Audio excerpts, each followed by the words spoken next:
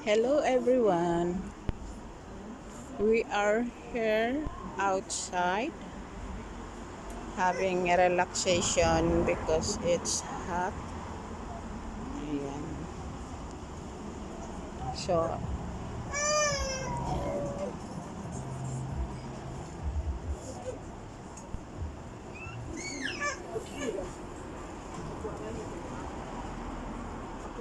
now we are here in the Vietnamese restaurant, and this is what we got for Sergio.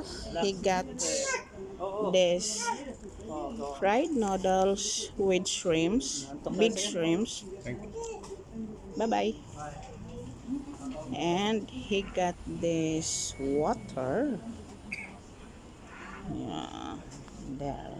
Me, I got also this jasmine tea. And this is what I got. Fried noodles with vegetables only. And a couple of pieces of lumpia. Ayan guys. I got this hot tea because para hindi mabigat sa tiyan yung kinain, so iinom tayo ng mainit na tea. Kasi yung ating noodles ay medyo fatty. May kaunting fat. Ayan guys.